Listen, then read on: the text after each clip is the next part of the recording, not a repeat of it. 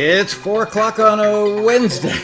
Welcome to Taxi's Quarantini Happy Hour. Woohoo! I was almost late for my own party. Thank you, fake band. Thank you, fake audience. Hello, everybody. Wow, let's see who's here. Dan Weber, Bob Gunnerfeld, Akira Canyon, Darren Moss, Dan Weber. Did I already say? Hello, Martin Gravel. We will write you a song. Hello. Nancy Colell. Hello, hello. Man, oh man, I went into the kitchen to make myself an iced coffee so I could slurp. And thank you, Darren. Love this shirt. Hello, Rick. And Ariana, hello. So I went in the kitchen to make a quick iced coffee, and all of a sudden I went, I have a funny feeling it's 4 o'clock, and I trotted over here, and sure enough, whoops, no. The band wanted to play, what do you call that? No, I don't know. Anyway, I'm a ding-dong today. Hello, Paul House. Thanks for staying up late. Is it late? Let's see. It's like midnight there, right? Or 1 o'clock in the morning? Darren Moss tunes in for slurping here. I'll give you some slurping.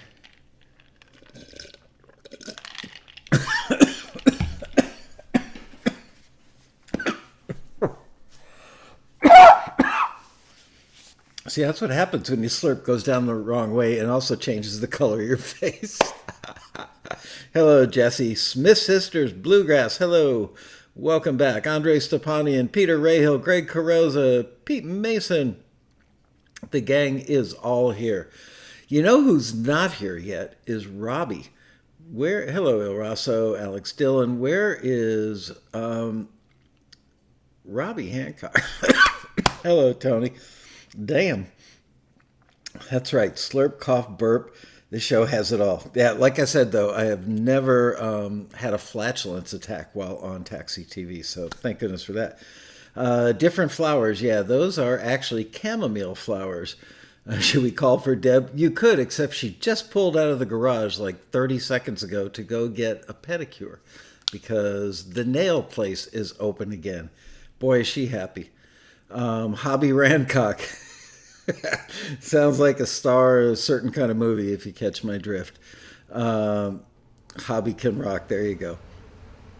I want to, I was thinking about his question yesterday about how do I market myself? And of course, I wasn't on air and he wasn't here. And I was having all these great ideas, at least, hey, John Pearson. Had all these great questions for him so I could give him some marketing advice, and he's not here. So maybe he'll show up later, but until he does, I also had another idea for the show today, which is microphone, how to mic different instruments. Laguna Beach, California. Wow, that's where my wife grew up. I've been to Laguna a couple hundred times, I think. Love it down there. We own an entire block of real estate in Laguna in my dreams. Oh, man. My wife, when she was a little girl, she lived in a tiny little, probably 800 to 1,000 square foot house that's now worth, well over $1 million. Pedro Costa could use some marketing advice. Hey, Pedro, how are you? Robert Valacourse, hello.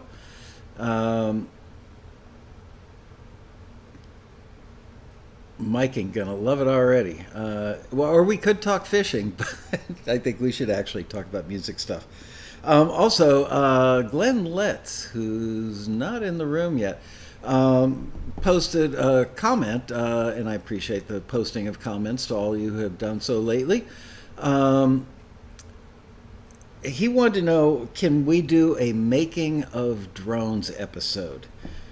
And Glenn, as much as I love you, dude, no. Here's why. That would be the most boring episode in the world. I mean, frankly, I always feel bad for the screeners when they have to screen drones. I mean, literally, could you sit there and listen to like 20 or 30 or 40 or 50, in a thing in a single session. The T-shirt, Criteria Recording Studios, my alma mater in beautiful North Miami, Florida, home of Eric Clapton, the Allman Brothers, the Bee Gees, the Eagles, Firefall, Crosby, Stills, Nash and Young. Yeah, Pedro says it's so tough to screen drones. It's amazing. I would say that out of all the genres that we've run listings for over 28 years, that drones probably the genre that we forward a higher percentage than any other genre, because a lot of people do drones really, really well. Anthony says, can't even listen to my own drones after a day of working on them. No kidding. Drone music does drone on. Yes, it does. Hello, Cass, Jan. What do we look for in drones? Not much. There's the answer right there. It is in great shape. I got it like around November 1st, right before the road rally. I flew down to Miami for 2 days to go to a class reunion, if you will, with all my old work buddies from Criteria, and it was a great weekend, as I've told everybody in the room 1,000 times. Eraso wants some more guess if it's a forward or return show. Yeah, we generally do those generally on Mondays on the 90-minute show. It gives us a little more time. Hey, Matt, how are you? Hello, Mark Reel. So anyway, let's talk about, do you guys have miking questions? That stuff, I'm trying to think if they're, yeah, just miking questions. I'm good with microphones. Anyone know a way to use Waves plugins on a second computer? Not me. Here I am trying to talk microphones, and JP is talking, software. Yeah, there are a lot of subtleties in drone music. Oh, Martin was asking about miking an acoustic guitar. Okay. It really depends on the part and the player and so much, but, here's some standard stuff. First of all,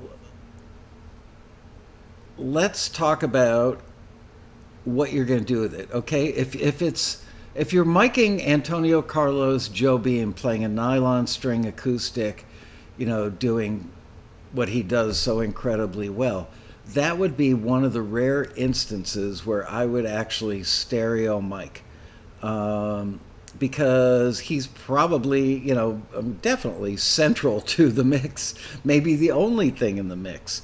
Certainly, the primary focus of the mix. So, yeah, in a case like that, I might go stereo. But for most other applications, let's talk, like light acoustic rock, singer-songwriter, country, even like a rock track with an acoustic overdub in it, stereo mic, so just one mic for guitar usually, yes. Oftentimes there's so much else going on in a mix that a stereo acoustic guitar largely goes underappreciated with everything else in the mix, and there's just no point to it. You're not really hearing the beauty of the stereo spread on something like that. So if I want to have an acoustic guitar on each side, I've always recorded it and then doubled it, and usually would like capo up the second part, maybe even think about doing a different tuning, trying a different guitar, anything that can make the double sound a little bit different from the first one. But let's go back to the basic question of how do you mic an acoustic guitar? Trying to think, do I have an acoustic guitar in the house, or are they all at the office? Yeah, you know what? I do, but it's way upstairs. And I don't trust you guys. If I leave you alone, Lord only knows what kind of trouble you'll get in while I'm gone. How much does the room influence the recording of an acoustic guitar? I struggle to get the sound I'd like to hear no matter what mic I use. Of course, the room has an effect. But again, it's all so like interrelated. Um, if you're doing a 4/4 strum and hammering it pretty hard, like you were doing an acoustic overdub on a Bon Jovi song, feel a sneeze coming on. I used the forehead powder that Bria gave me. Man, that stuff is very feminine. It has a scent to it, and putting it on, it's like poof.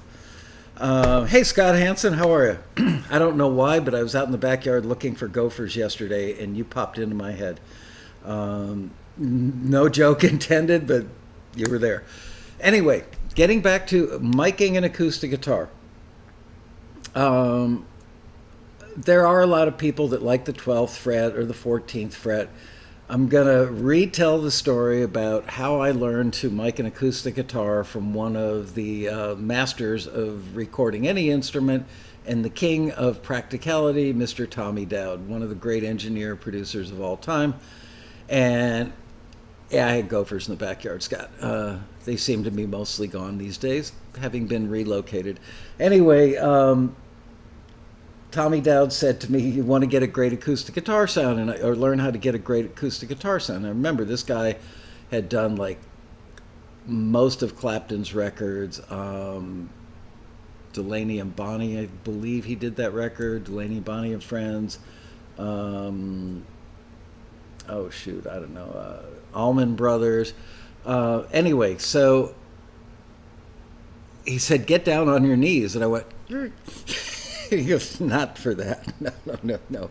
He said, "Get down on your knees." And he just took an acoustic guitar that was sitting there. Actually, it was Eric Clapton's acoustic guitar. And he sits there in the chair just strumming an open G. And he said, just move your ear around. And when you hear it sound best, stop and tell me. So I'm sitting there doing right there. And he goes, "That's where you mic the guitar."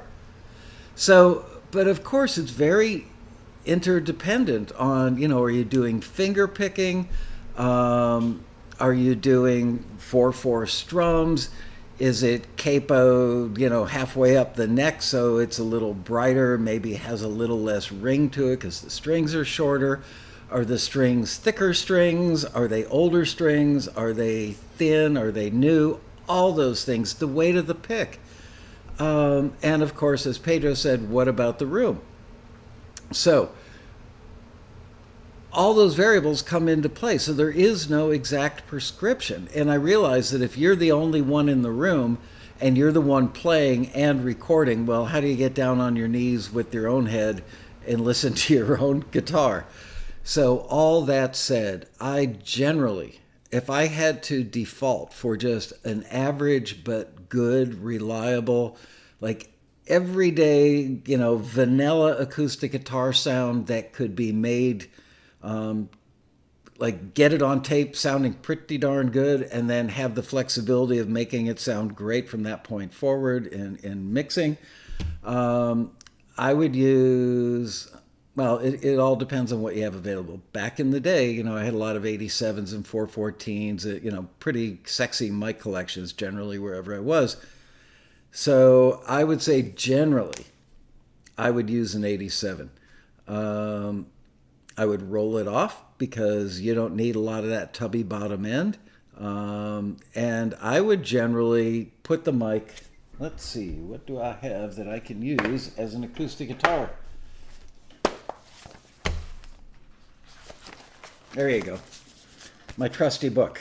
Okay, so if there's the sound hole and there's the neck right there, I would generally have it out about here, which is roughly 7 inches, I would say, and point it just a little bit outside the sound hole and at the neck. Okay? So like between the sound hole and the neck, do it on a little bit of an angle, depending if it's boomy, move it a little bit off axis, and that'll get rid of some of the boomy stuff. But that works just, for your average kind of strummy bar chords or open chords. It would probably work okay for finger picking as well. And in this case, I am talking steel strings. So that said, you may have to also just roll off, like use a high pass filter, get rid of that boomy bottom end. It also gets rid of air conditioners and other stuff in the room.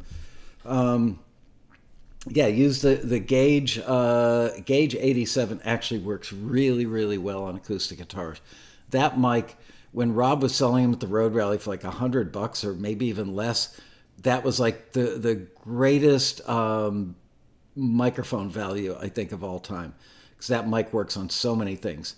Yeah, so between the hole and the neck, but aimed at the neck, I would aim it actually kind of where the neck comes. Let me go get a guitar. I'll be right back.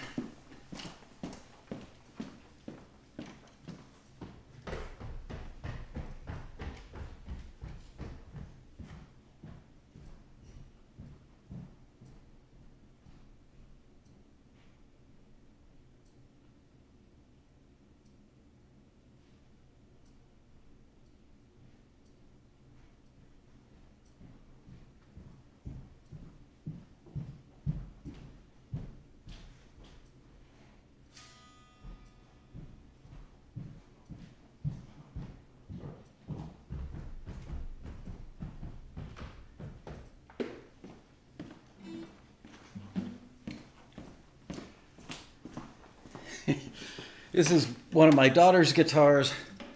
This was the You Can Destroy That guitar because it's really not all that great. And it's probably not in tune. Boys have a lot of dust on it. Anyway, here's my favorite microphone. I don't know which perspective is best. Like right there. So in that area, right around there, is where I would do it. Doesn't it sound good? Woohoo! I knew that wouldn't be in tune. Okay, well, there's today's lesson. Oh, well. And you would think I would have a taxi pick, but no, it's not. Oh, I know what this is. I can't believe she had this. I'm trying to see. Oh no, I thought this was one of.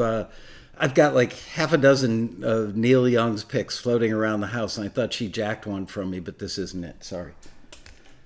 He used to use a lot of the gold Dunlop picks. Anyway, so back to miking an acoustic guitar. 4/4 strummy, pretty much where the neck, comes right up to the sound hole. Do it a little off axis. And all that, is going to depend how new the strings are, how thick or thin they are, how stridently the guitar is being played. And now let's go back to the room. So what are you trying to accomplish with the guitar? Excuse me, because, what kind of sound? One acoustic guitar, you can get the greatest acoustic guitar sound in the world, but it may not sound right for a particular kind of song. If it's a slow, pretty song, frankly, I would probably, for something that's like a sweet, slow, pretty song that's not played very stridently, I would actually mic the guitar a little bit more, a couple more frets up the neck, and you will get more of a syrupy, drippy, honey-laden sound, for lack of a better way to describe it. Hey, Adriana, no, you didn't miss Michael serenading anybody, trust me. You know what you missed? You missed Michael slurping iced coffee.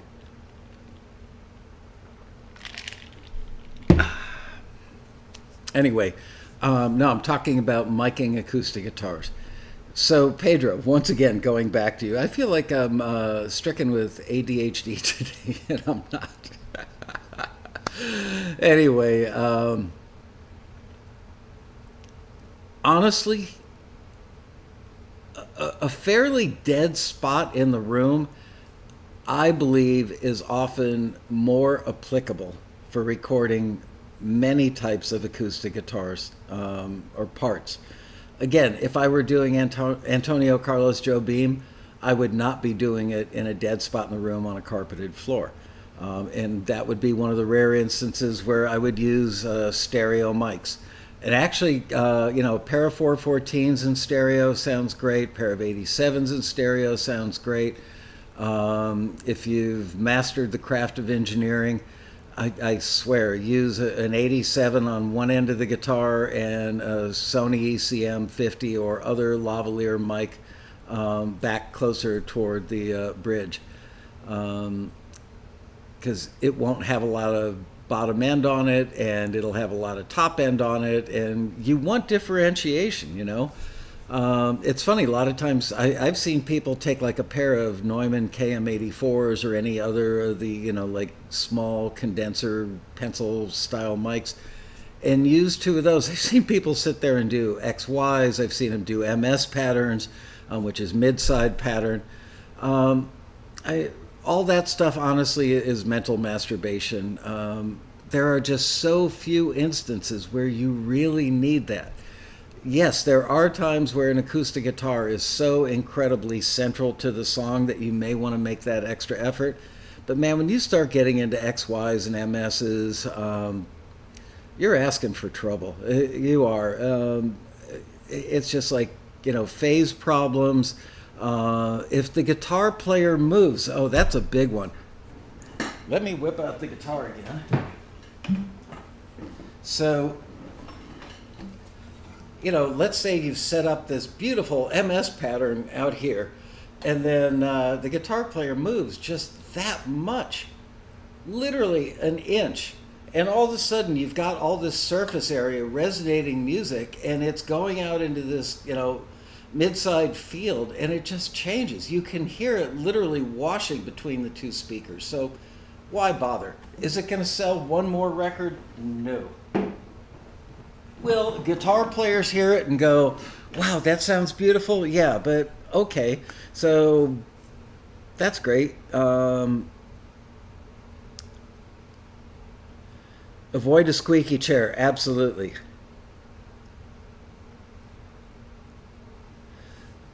Scott Hansen's got a 19... Whoa, going back to that. I have a 1966, 87, and I like the gauge just as much. $3,000 or $300. I'm telling you, the fact that Shirelli and Chandler Bridges listened to every one of those gauge microphones and made sure it sounded good before they put it in the box and made it for sale, it really paid off.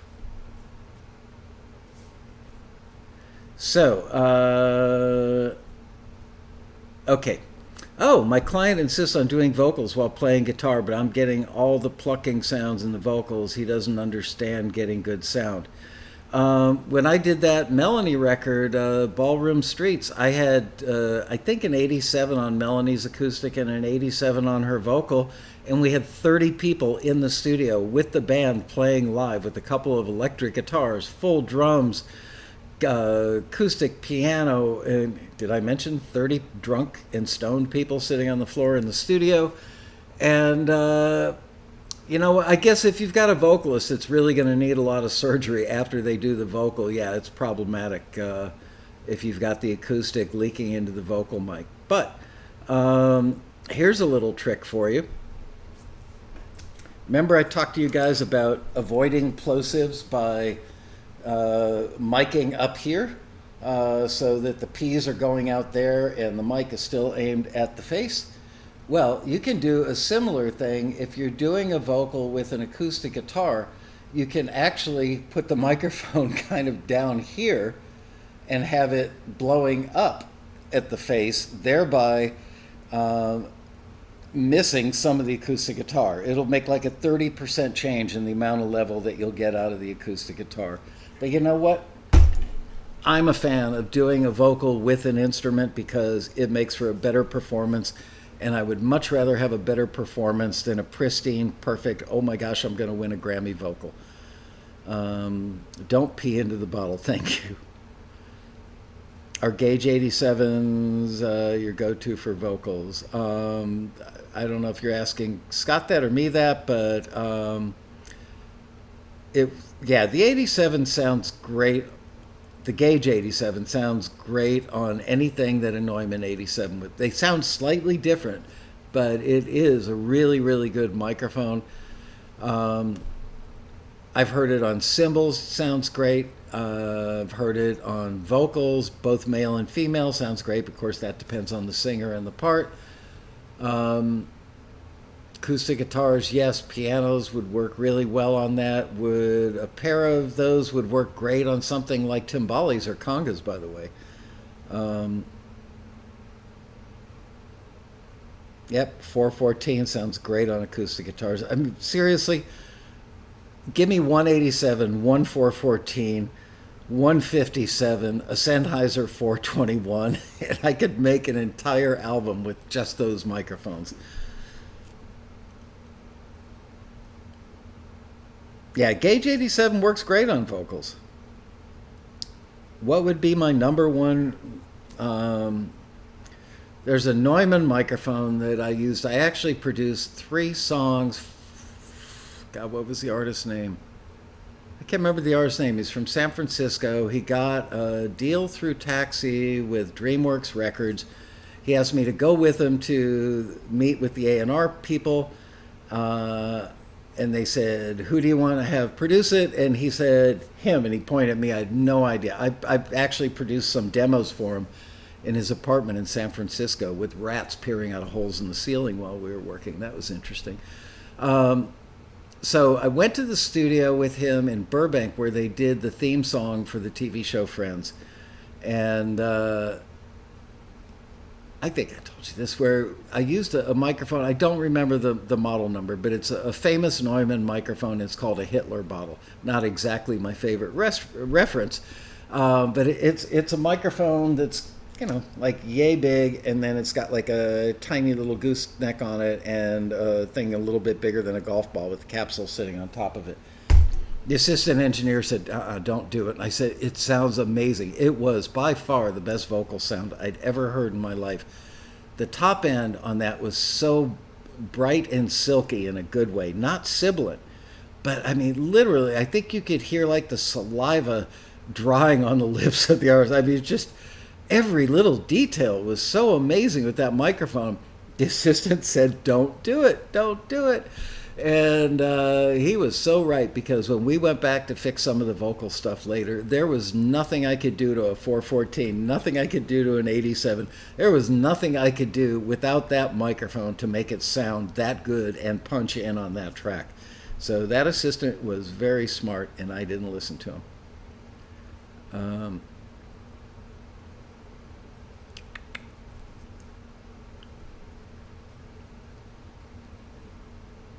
Would you mic an amp or use DAW sounds if you had to? How do you mic the amp? Okay. I've not used a DAW.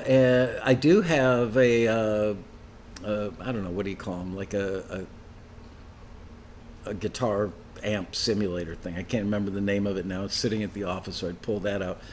Anyway, yeah, to mic an amp, and Shirelli and I vehemently disagree on this. He looked at me and said, I can't believe you're even like saying this. He was shocked because we agree on so much. But I think an 87 on many amps for many applications works really well. I would just routinely take, I mean, did I say an 87? I meant a 57 if I didn't say that correctly. Yeah, sure, SM57. The older, the more beat up it is, probably the better. And just slam that puppy right up against the grill cloth and, put your preamp at about, 10 o'clock, because you're going to get a lot of level coming out of the amp. And just crank it up and go nasty. That works great for a lot of stuff. I mean, obviously there are other times I would use 87s on guitar amps. As I think I mentioned, Sony ECM 377 was one of my favorite mics back when I worked at Criteria for guitar amp stuff.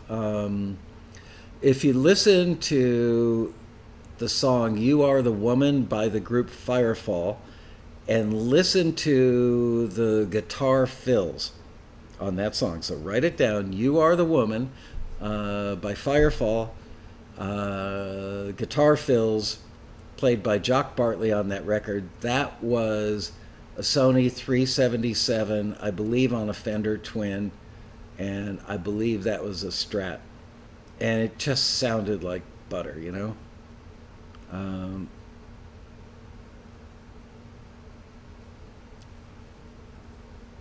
Marcus wants my opinion on something. I don't know what. Yep, Jock Bartley. Scott Hansen's putting in the lyric. I knew it from the start. That's right. Favorite mic and placement for fiddle. That's another instrument that, and I still haven't answered Pedro's question about the room really. But um, fiddle, are you talking fiddle played like country fiddle? Solo fiddle? Or are you talking about, three violins or six violins? Um, what does Shirelli say about 57s on an amp?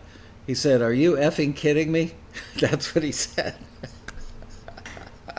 And I think he said the same thing about me using a 57 on snare drums. But yeah, I've gotten great snare sounds with an 87, a great snare sound with a 414.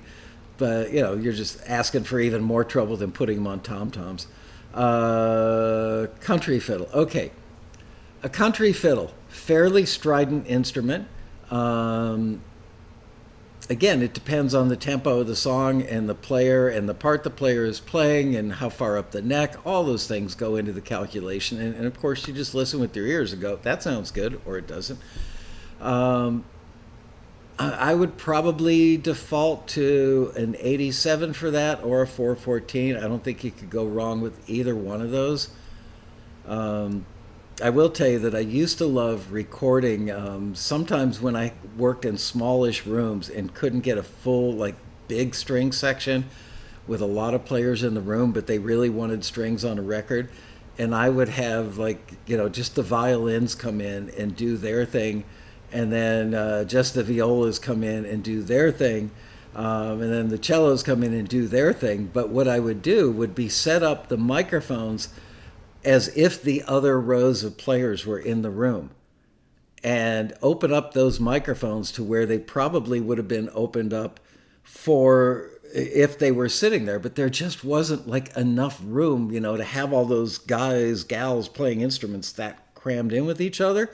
But by just putting, let's say you had a pair of stereo 87s, or just a pair, forget the stereo, just a pair of 87s. Let's say you had six violins and you were miking them from kind of the middle of the six, towing them out like that, and then, towing them in the middle, pointing kind of out to the outer edges so that you get a sweep across the top.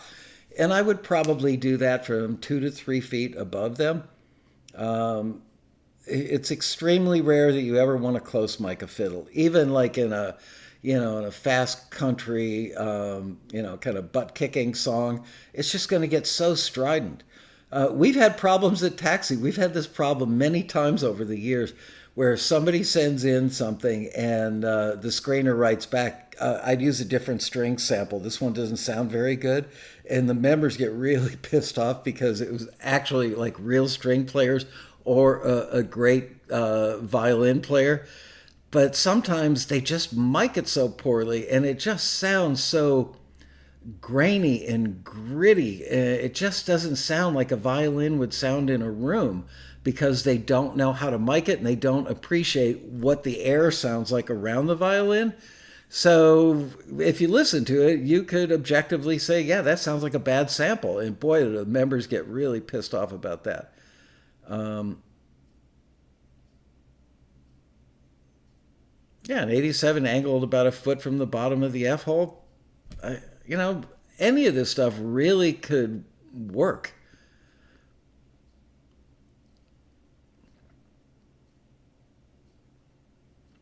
What does Shirelli do instead of putting 57s on an amp? Honestly, I don't remember. Probably an 87. I mean, I would put a 57 right up to the grill on those things, and then probably do an 87 3 to 6 feet out, kind of 4 feet in the air, looking down at the amp, and then maybe 10 or 12 feet out, maybe a pair of 414s or something else. Also, don't be afraid if you got microphones like a true 87 that you can put into Omni, or a 414, I think goes into Omni. Go with Omni. And it'll make you a better engineer, and the capsules generally sound a little better in Omni. Um, it's when you're working in cardioid, it's not like there are little trap doors inside the microphone that are blocking the back end of the mic, to give you the rejection. It's done electronically. So that makes what's the sound, coming into the front of the capsule suffers just a little bit. So you will get a truer sound working in Omni, but you have to know what you're doing, because you'll notice that you will get more reflection. So you have to really think about, well, what do I want this to sound like for this application? Context means so much. That's why there aren't any hard, fast prescriptions for this stuff. Context really matters. So if you've got, let's say, an 87 in Omni on an acoustic guitar, and let's say you're doing Little Pink Houses by John Mellencamp, that kind of guitar part, right? So probably medium gauge strings. I don't know what the tuning was on that, but I don't think it was anything too wacky. I don't think it was capoed. I think there were some open chords in there, but it was very strident. I would have worked in a room for that was somewhat reflective, maybe not, like a plaster walled room or anything, but a room with some wood on a wall and some fabric somewhere else and some wood floor, maybe a little carpet, just a room that's a little more reflective than dead. Like this. Yeah, just like that. And mic it from about 2 feet away in Omni. Of course, depending on how close you are to a wall, sometimes you could try the corner of a room and get a really nice effect with an Omni microphone, with the guitar player actually facing into the corner of the room. It gives you just a tone that you don't get otherwise.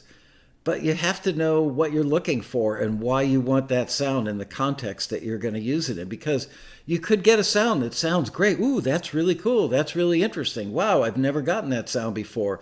But then when you put it in the mix, it just doesn't glue together with everything else because it just wasn't right for the context. Two different tunings on Pink Houses might be. Oh, that's somebody. I keep meaning to call him. Can somebody Google Don Gehman, Donghehman, and tell me if he produced Pink Houses?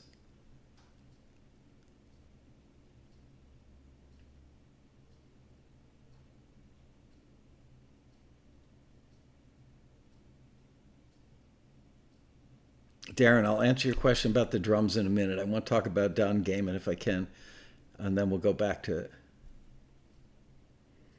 The short answer is no, you don't need a ton of mics.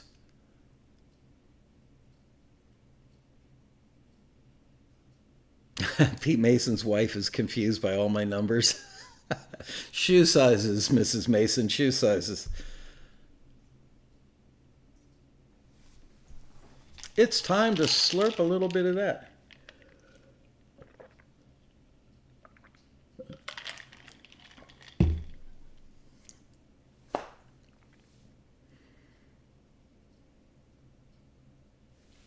Nobody's found Don Gehman. I guess I will have to Google myself. Pardon me while I Google.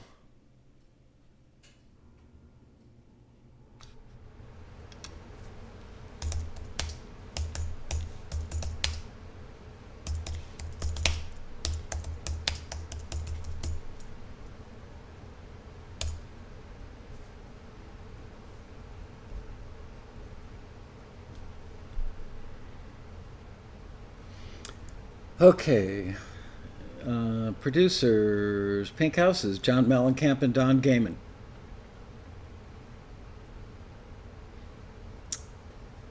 Released in 1983. Okay. So, Don Gaiman is an old friend of mine that I worked with at Criteria. We actually worked on a Crosby, Stills, Nash and Young record together that became Stills Young, Long May You Run. He used to be a live sound engineer, one of the best in the country for a company called Clare Brothers Audio. And if I remember correctly, it was either CSNY or just Stephen Stills liked his work on the road so much with them that he grabbed Don and pulled him into Caribou Ranch in Colorado, I believe, to work in the studio. I think that was Don's first foray into the studio. Anyway, probably 3 or 4 years later, he was one of the staff engineers at Criteria. And right, I saw the delay. Sorry, Ari. um, anyway, yeah, Clare Brothers, you got it. Yeah, and I think he was like the top engineer for Clare Brothers. Um, wow, you guys must be old. You actually know Jim Guercio, right? That owned Caribou Ranch. Um, anyway, Gaiman was at Criteria. I mean, at the Criteria Union when I reunion when I was there right before the road rally, and he's very aware, as they all were, which kind of surprised me. They were all very aware of Taxi and thought it was cool, all that. And Gaiman said absolutely he would love to. He lives here in L.A. I mean, we were pretty good friends back in the day. You know, I mean, it was a working friendship, but we were pretty friendly. And he said he would be more than happy to do like a Taxi TV or the Road Rally. Talk about a guy who is quiet, sweet, and unassuming. Just the nicest guy. um, yeah, you know what? Let's do that. How about that? One day I will get Don Gaiman to join us for a Taxi TV episode, and we can play. We'll play some of it. I think he did Jack and Diane. I think that was the first thing he did with Mellencamp. Um, oh, I got to answer Darren Moss on the drums. Anyway, that would be a fun episode. We can have Don walk us through which microphones he used and some of his techniques on that stuff. Okay, so can you mic drums a real kit at home with a couple of mics? Do you need tons of mics? Mike Cole, how would you do it? All right, once again, it's all about context. It's about is it a rock song with drums that are being hit really hard? Is it a big full kit? Is it just, one rack tom and one floor tom? Is it a jazz kit being played on a jazz thing? There's so many things. So give me a little context, Darren, as to what kind of tracks it will mostly be used on and how big is the kit, and then I'll be able to tell you.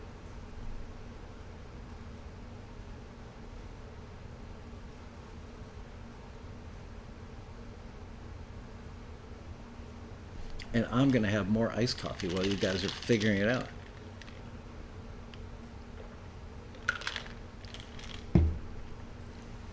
I could actually call Gaiman at home. I would do it right now, but we've only got 16 minutes of the show left.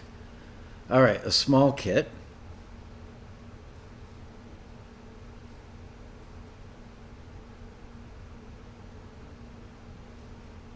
For a mountain dulcimer, I would definitely use a 414 or an 87 or an 87 clone.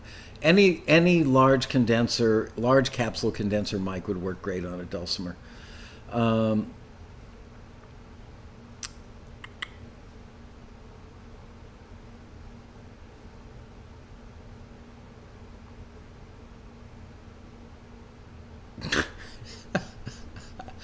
Jesse's message is hidden. You guys can't see it, but it says sucking on a chili dog outside the Tasty Freeze. I so want to comment on that, but I won't. Uh, okay, pop rock, relatively small kit. Does it have 2 rack toms or 1? That's the most important thing I need to know right now.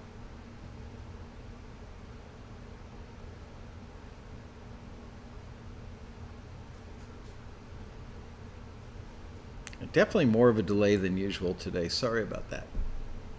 apparently the chipmunks in the little, you know, wheel thing aren't running fast enough.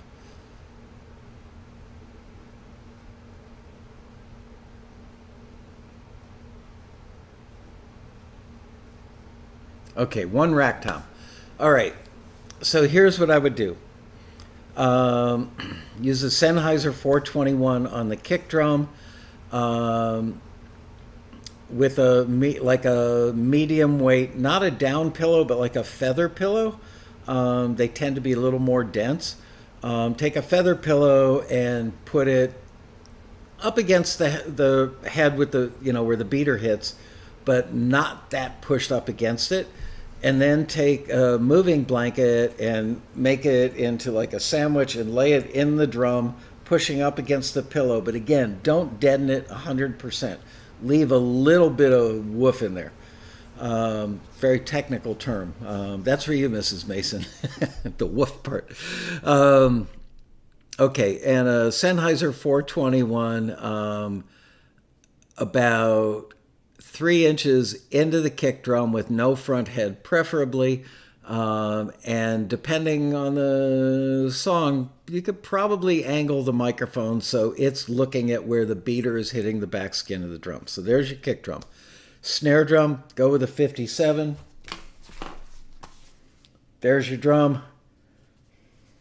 How can I do this? Yeah. Anyway. Yeah, like that. Looking at a slight angle about an inch off of the edge of the rim of the drum. You don't have to point it at the center of the drum. And there you go. So that's your kick and your snare. Now comes the fun part. I don't know what kind of microphones you have, but you're going to laugh at this, but it works like a charm. I've done it on jazz records a number of times. If you can get your hands on mics that have a figure 8 pattern, a 414 would be really good for this. But any large capsule condenser microphone that can do a figure 8 and put the microphone, you just have to listen to where it sounds best. Put one of them between the bottom of the cymbal and the rack tom. Okay, so you're going to be picking up both of them. And then take the other one and put it between the floor tom and the other cymbal. And again, you're going to have to experiment, you know, have somebody, in a perfect world, you would have two helpers for this, while you sit there and listen in headphones or control room or wherever, and have them just ping, ping, ping, ping, ping on the cymbal, you know, assuming that one's a ride cymbal. And then bing, bing, bing, boom, bing, bing, bing, boom. And just keep moving the mic up and down until you have good levels. And there you go. And then do the same thing for the rack tom. So now you've got 4 microphones on the kit, and you're going to effectively have relatively close mic toms to get a little bit of the goosh sound out of the toms. And you're going to get the cymbals. You know, if you mic the cymbals, if you just tried to pick up the toms with overheads, you're going to get way more cymbal than the toms. And the toms are going to sound like they're mic'd from 4 to 6 feet apart away, and they will be. Whereas if you use a mic in figure 8, now you could ostensibly have the microphone, you know, 4 to 6 inches off the head of the toms and far enough away from the cymbals, which doesn't really matter, frankly. You're going to get plenty of cymbal level. You're going to get the brightness. And the best part is that the frequencies you roll off for the tom-toms to make them sound a little more appealing, which is probably somewhere in the 300 to 700 range, probably depending on where the drums are tuned, all those other, you know, contextual factors. You don't need those frequencies in a cymbal. So, and you can roll off, you know, use a high passer, just roll off the bottom end. Everything's going to sound beautiful, but it's all a matter, going back to the Tommy Dowd rule. I mean, don't go stick your head between a cymbal and a tom-tom and have somebody play it, but just think about it. That trick was invented long before I ever moved a fader, and I think it was probably invented by like guys like Rudy Van Gelder, some of the great jazz engineer producers, that they would use stuff like that.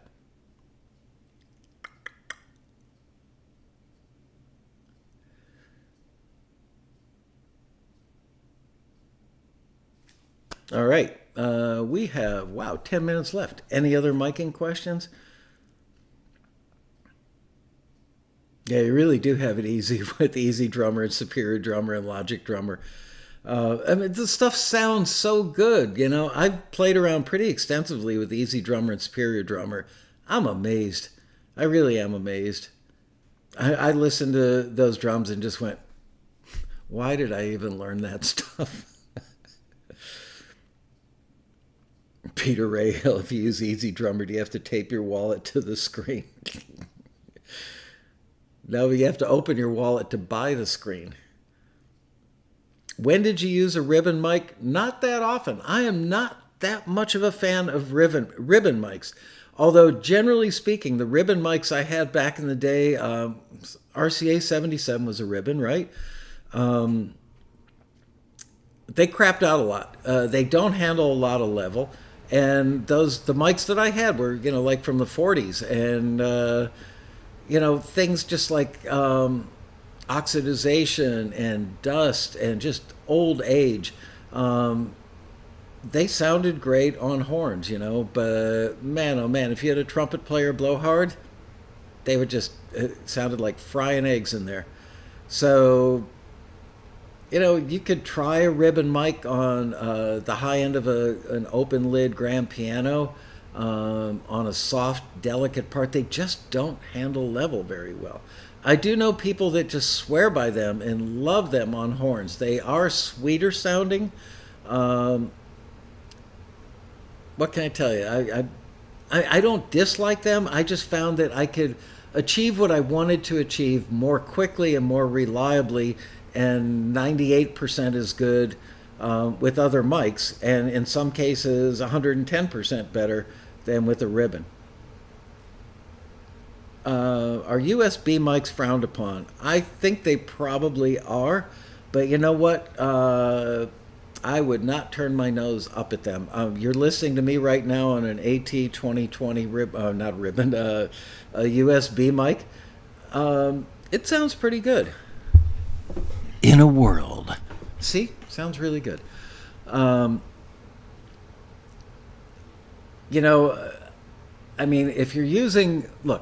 If you're using a USB mic with something like GarageBand and you're just starting out, that offers a lot. You get a lot of bang for your buck right there. You really do. As you get better and more comfortable with recording, you're going to want to do things like push a preamp harder or not.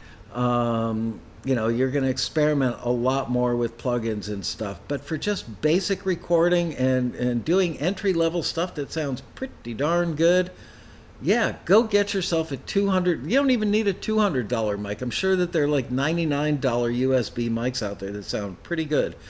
I really like this AT2020. It's built like a tank, by the way. It sounds good. It's never given me a problem. Oh man. I read an article not long ago about the Samson. I don't remember the model number, but the Samson USB mic. Somebody did a shootout. It was somebody I trusted, and everything they said in the article made sense. And the Samson USB mic beat out the AT2020, which is pretty impressive to me because I like the AT2020. And it was, I want to say like $129 or something. It just wasn't expensive.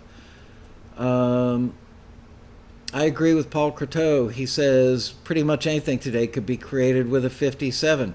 I could absolutely make a record that could be a charted record using nothing but 27s if I really had to do it.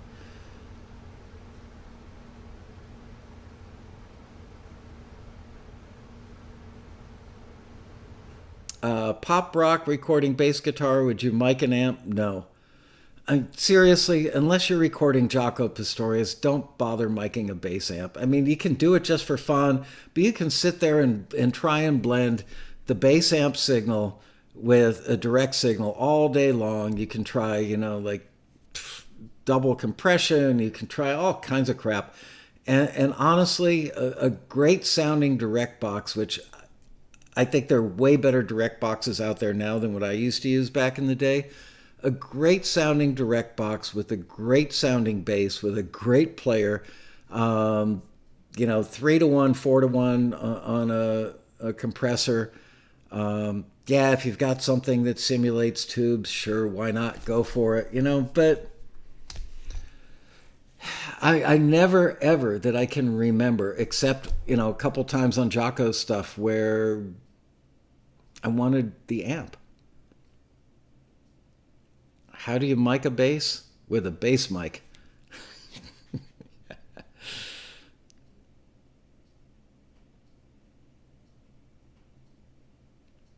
How about preamps used for mics on guitar? Do you use them and which ones? Well, I haven't done anything in a long time, so let me go back to that so I fully understand the question. How about preamps used for mics on a guitar? Do you use them and which ones? Well, yeah, if I set up a session right here, right now, in this area between our family room and the kitchen, I would probably, let's say we had a Fender Twin, okay, and a Strat. And the part was like a medium crunchy sound. I would use a 57 right up against the grill. I would probably run it through an LA3. And I would set the preamp, if I were working on an SSL or an Eve, the preamp would be somewhere between like 11 o'clock and 2 o'clock, and that would, push it enough. 3 more minutes of fascinating answers to your engineering questions. Oh, I guess scroll down.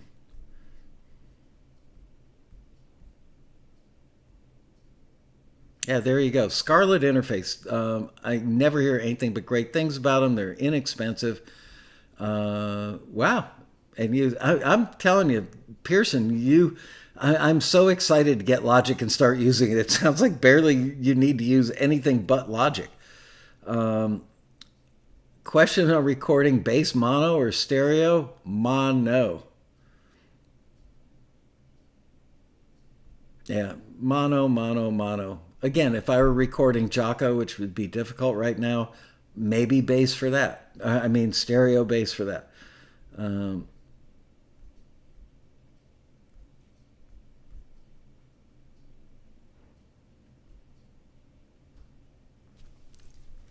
The amp mic simulation is great in Logic. It's amazing. I just keep hearing amazing things from everybody about Logic. I've just got to. I know that you'll never see me again once I get it. That's the problem. My wife won't see me. She might be happy about that. My friends already don't hear from me because I'm working too much, and I probably wouldn't do much in the way of working on as much taxi stuff as I need to if I had Logic to play with. Right. If you're going to get an interface, don't buy a USB mic.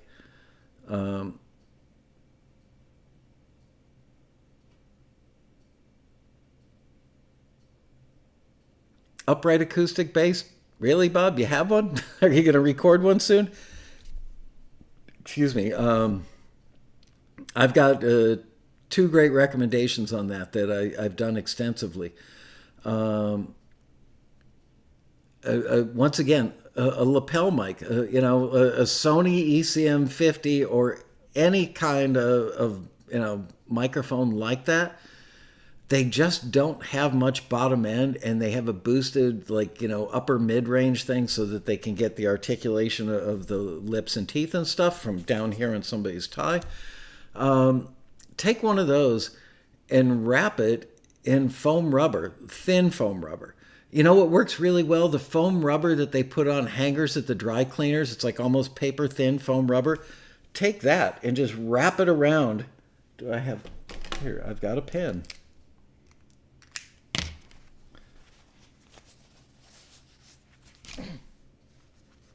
Wrap it around.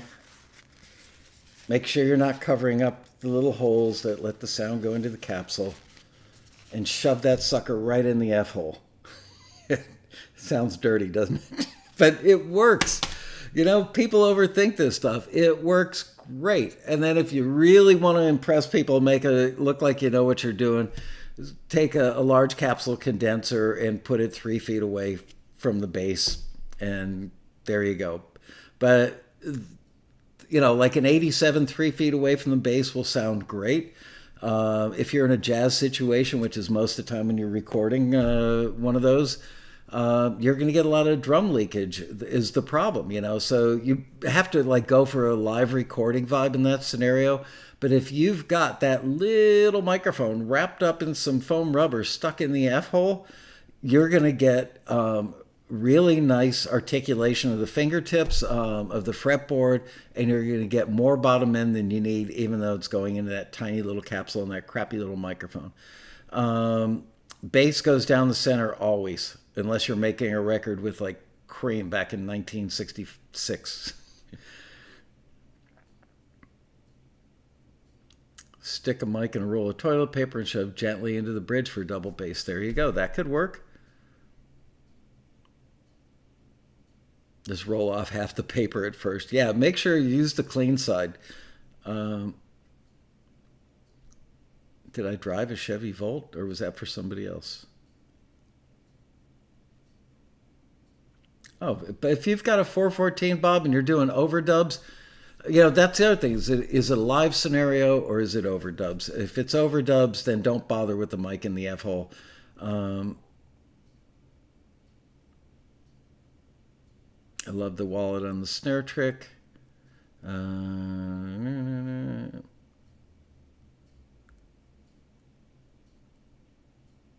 All right. Zenith Apollo Star. Are you Michael Chester? Nope. I am not. Why did you think that? Anyway, it's 5:02. We should wrap it up today. We could do more of this tomorrow. I don't know. You guys seem to really enjoy this stuff. It kind of amazes me that we can do a whole hour just bouncing around on this stuff, especially with an old guy who hasn't even used a DAW yet. Any reverb on electric bass? Rarely. Again, everything depends on context, you know? Get Down Boogie Oogie Oogie, one of the best bass kick combinations I've ever heard. Recording tricks and gear stuff is fun. All right. Let's check out of here. That's right. Don't forget, no regular Taxi TV this coming Monday, right, Ariana? This is the day we're going back to the office, and I just want to not have to worry about doing a Taxi TV that day in case we have any, you know, like server issues or phone issues or staff freaking out about being too close to somebody, getting people situated and comfortable and safe, all that stuff. So we will see you tomorrow for another exciting Taxi Quarantini happy hour. And then not see you on Monday, but we will be back Tuesday, Wednesday, Thursday, and Friday of next week with more Quarantinis. So there you go. Have a great night. Ooh, I forgot. I just looked over at the counter. I thawed out beef baby back ribs tonight. And I can't make up my mind if I'm going to do them in Korean barbecue sauce in the Instant Pot or if I should do them on the grill. So that's my big decision for the day right there. All right. Good night, you guys. See you mañana. Thanks, Ariana. Bye-bye.